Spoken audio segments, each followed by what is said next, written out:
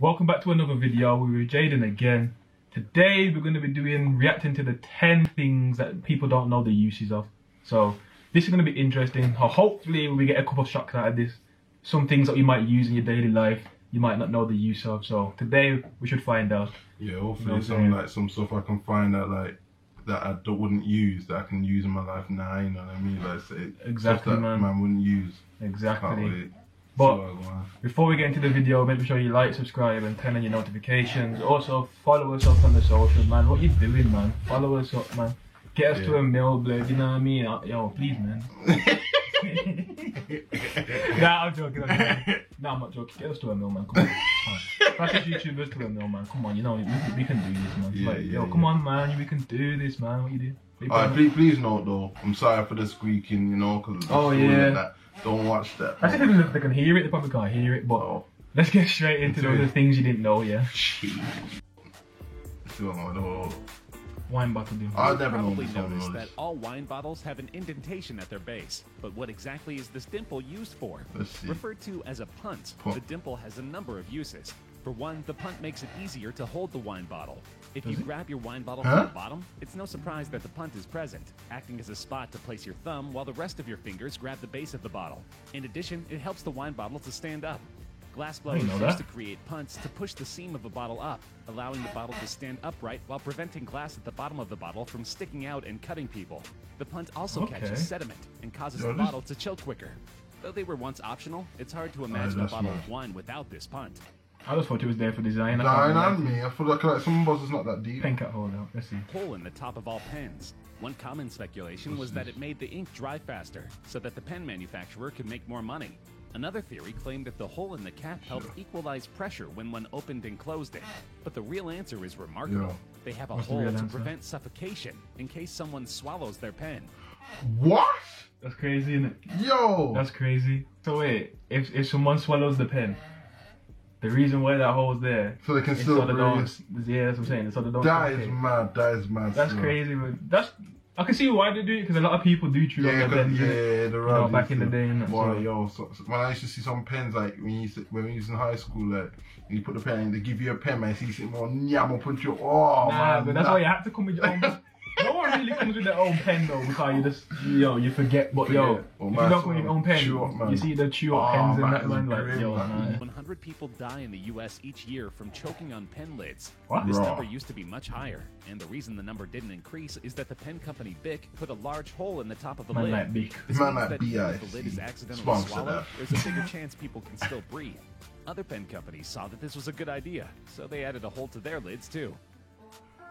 Let's see what this is. Hold on, time out. I was led to believe that the red side, when you got red and blue, the red side was for pencil and the blue side was for ink. Don't know if you ever got told this. I've got told. To be honest, I don't remember. I remember seeing like two-sided erasers, but normally they're just pink in it, like all around pink. Pink, yeah. That's all normally pink. So many people still remember erasers with both a pink and a blue side. But what was the point in bifurcating the eraser? Apparently, the blue end is meant for erasing pencil marks on heavy grades of paper, or dark marks. The soft pink end is useful for light grades of paper. Wait, what did you say again? I thought that the blue side was to rub out ink as in pen, and then the red side, that normal side, is normal pen. So I just realized what you said. Are you supposed to rub out pen? Are you supposed to rub out pen? Nah. Isn't that what I don't want to get the word wrong. I don't want to seem stupid, but that Tipex. Yeah, Tipex. Nah. I just realised what you said. I feel stupid now. I just realised what you said. I'm going home, man. Yeah, man, you should leave still. Don't come back, because I don't. I said, I don't know which side you said, the blue or red side. It's the rub out the pen. Nah, then let's carry on, man. Pom-poms are a normal fixture of the average winter hat, but exactly what purpose do they serve? Origins can be traced back to Scandinavia from the age of the Vikings. The Viking god Freyr is depicted wearing a hat or helmet with a pom-pom on it in a statuette that was discovered in 1904 on the farm Rallinge in Södermanland, Sweden. Apparently, it works like a cat's whiskers.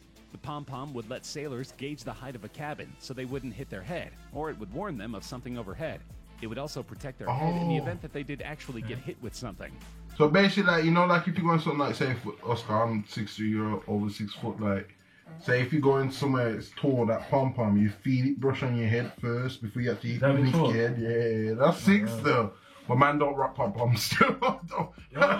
New wave, bring the pom-poms into fashion. 2020 soon done. 2021. No, don't bring the pom-poms into fashion. 2020 has been a boss. 2021, bring that. Yeah, and that's what will make 2021 better. The pom-pom hats, you know. Yeah, I hear that.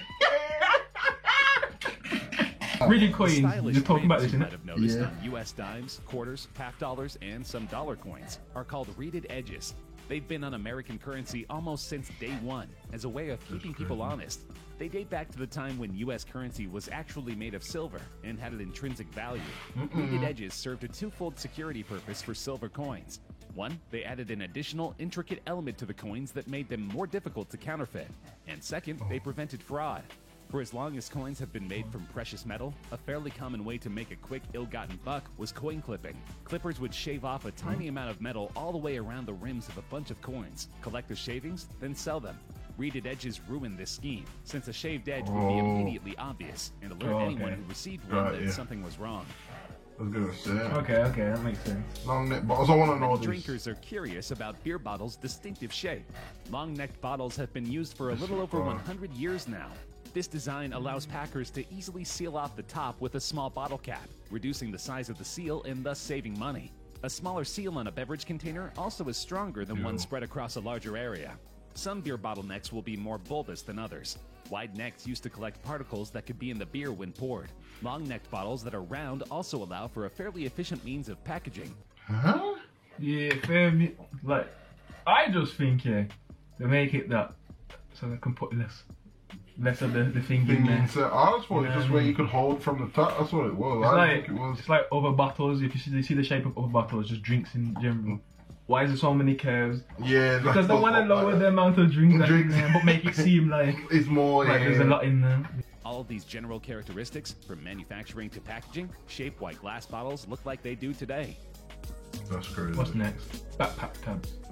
The leather patch is a popular trend with today's backpacks. It's called a lash tab or pig snout. Originally, it was designed for outdoor packs to pass string and fasten equipment. Over time, rubber and plastic replaced leather as weatherproof alternatives. It's also used on personal flotation devices to attach knives, whistles, or other gear. I ain't seen anyone use them though. Man, that's mad. This may have escaped your notice, but most padlocks actually have either 1 or 2 tiny holes in the bottom. So one could easily wonder, what's their actual purpose? Trust me. Firstly, it lets water drain out if you're using it outdoors, preventing it from rusting or freezing up in the rain or snow. Secondly, the hole can also be used to oil the lock to keep it functioning properly. Even though they still if your lock is locked and you cannot open it, you can pour engine oil or any lubricating oil into the holes, which will help you turn the key without difficulty. Oh, fair enough. Take that. Toothpaste tubes come with a tiny symbol on the sealed end of the tube. These symbols generally come in green, blue, red, or black. I ain't never noticed that. Websites and social media posts. The claim is that the little squares you see in the bottom of a tube of toothpaste are some sort of toothpaste color code, revealing the nature of the materials within. The post claims that a green mark means the toothpaste is all natural. A blue mark means it contains a mix of natural ingredients and medicine. Bet you didn't know a red that. mark means it contains natural ingredients and chemical ingredients. Yeah, I should just get a toothpaste and see what it is. Means it contains all chemical ingredients. Yo, that is mad. The whole thing is a myth. The squares are actually just part of the manufacturing process and are called eye marks. The hidden information in these colored squares is read by light beam sensors and literally just tells the high-speed machinery where the packaging needs to be cut and folded. Oh, it's just... See. I want to know. Wondered why they're... Time out, wait there. I just thought extra buttons in that just in case when you put the button zip up, like pops off and you have to put one back on. That's normally what people would think, innit? It's pretty common with shirts and trousers. It's not to repair clothes, as many people believe. Instead, they are given so that you can know the nature of the textile material used, so that you don't wash it in a way that potentially ruins your clothing. You can check it by washing the sample using washing powder or bleach to know if it'll shrink or color bleed. Mad! You raw test the sample. I was listening into that one. I didn't really get what he was saying. So basically he's saying that, even though I don't kind of believe this, but he's saying that the buttons that you get with the trousers or like a top, Yeah. you're supposed to put that in the washing machine to test if it will obviously run or shrink or whatever. Yeah. But usually it's just the button. So tell me how you're supposed to test the button, which is plastic. That's what I'm saying. Like the button's different to the. That's what I'm saying. Like, there's never a fabric with a sense. button on. It's just the button in it. It's Yeah. usually just the button. Nah, they don't understand that still. They don't make no sense, man. They don't We make just no waste sense. your time out, yeah. Waste your time. X off, X off. That's gonna be it for this video. But another thing that you didn't know the use of is this channel. This channel is the use of for your entertainment. You know what I'm saying? For your entertainment. Thanks for watching, guys. So subscribe. That's the point. Subscribe. Baby. Subscribe, like notifications, and yeah, we're out, please.